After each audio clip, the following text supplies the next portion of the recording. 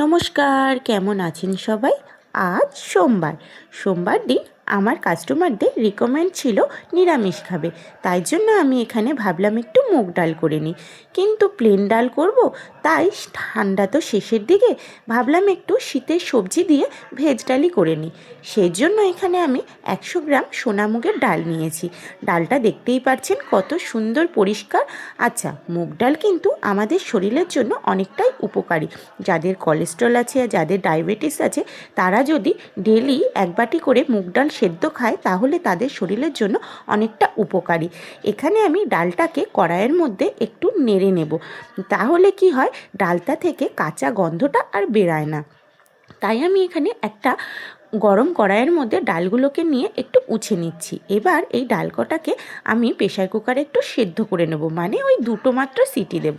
ডাল সেদ্ধ করতে আপনারা কম বেশি সবাই জানেন, তবুও আমি কি করে রান্নাটা করলাম সেটাই একটু আপনাদের সাথে শেয়ার করে দিলাম, মানে আপনাদের সাথে একটু সেটা পরিচয় করিয়ে দিচ্ছি। এখন আমি প্রেশার কুকারে যতক্ষণ ডালটা সেদ্ধ হচ্ছে ততক্ষণ আমি সব সবজিগুলোকে কেটে নিই। সবজিগুলো নিয়ে নিয়েছি, এখন এই যে কেটে ফিরে এলাম, দেখতেই পাচ্ছেন ফুলকপিটাকে, গাজরটাকে, ক্যাপসিকামটাকে সব চৌকো চৌকো করে কেটেছি, কড়াইশুঁটিগুলোকে ছাড়িয়ে নিয়েছি, আর এই যে টমেটোটাকেও কেটে নিয়েছি। আর ফোড়নে দেবো বলে আদা কুচি, গোটা গরম মশলা, শুকনো লঙ্কা, কাঁচা লঙ্কা সব কিছু গুছিয়ে নিয়েছি। এই সব কিছু দিয়েই আজকে রান্না করব ভেজ ডাল। ভেজ ডালটা করব বলে কড়াইটা গরম করে একটু তেল দিয়ে দিয়েছি, তার মধ্যে আদা কুচি, শুকনো লঙ্কা আর গোটা গরম মশলা সেটা আমি ফোড়নে দিয়ে দিলাম। এখন এই সবজিগুলোকেও একে একে কড়াইয়ের মধ্যে দিয়ে দেব। একসাথেই সব সবজিগুলোকে দিয়ে দেব, দিয়ে তারপর একটু নুন হলুদ দিয়ে সবজিগুলোকে ভাজা ভাজা করে নেব। ভেজ ডাল খেতে আমার কিন্তু বেশ ভালোই লাগে। অনুষ্ঠান বাড়িতে গেলে আমি এই ডাল দিয়েই বেশ খানিকটা ভাত খাই। মাছ মাংস তো বাড়িতে খাওয়াই হয়, এই ধরনের খাবার কিন্তু বাড়িতে কমই রান্না হয়, মাছ মাংস তো প্রায়ই রান্না করা হয়।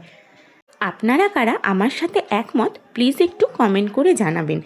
আচ্ছা, বলে দিই, যারা ফেসবুক থেকে আমার এই ভিডিওটা দেখছেন তারা প্লিজ আমার চ্যানেলটাকে একটু ফলো করে নেবেন, আর যারা ইউটিউব থেকে এই ভিডিওটা দেখছেন তারা চ্যানেলটাকে সাবস্ক্রাইব করে নেবেন, কারণ আপনাদের সহযোগিতা আমার একান্তভাবে কাম্য রইল। এখানে আমি ডালটাকে সেদ্ধ করে নামিয়ে কিছু ঘরোয়া মশলা দিলাম, যেরকম হলুদ, নুন, একটু জিরের গুঁড়ো আর গরম মশলা। এই সব কিছু দিয়ে ডালটাকে বেশ ভালোভাবে নেড়ে আমি ফোড়ন দিয়ে দেব। ওদিকে সবজিগুলোও আমার প্রায় ভাজা ভাজা হয়ে এসেছে।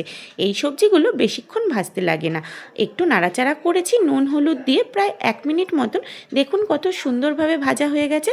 এখন এই ডালটাকে আমি ফোড়ন দিয়ে দিচ্ছি, মানে ডালটা এই সবজিগুলোর মধ্যে দিয়ে দিচ্ছি।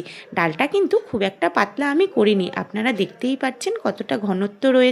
আপনারা আপনাদের অনুযায়ী মতন ঘনত্ব করে নেবেন। রান্না করাটা তো অজুহাত, ভিডিও করাটা তো অজুহাত। বাড়িতে যখন একা থাকি তখন এই সমস্ত করি, আর আপনাদের সাথে গল্প করব বলে তাই জন্যই চলে আসি। ডালটা আমার প্রায় হয়েই এসেছে, এখন নামানোর আগে একটু চিনি ছিটিয়ে দিলাম, আর আপনারা ভালো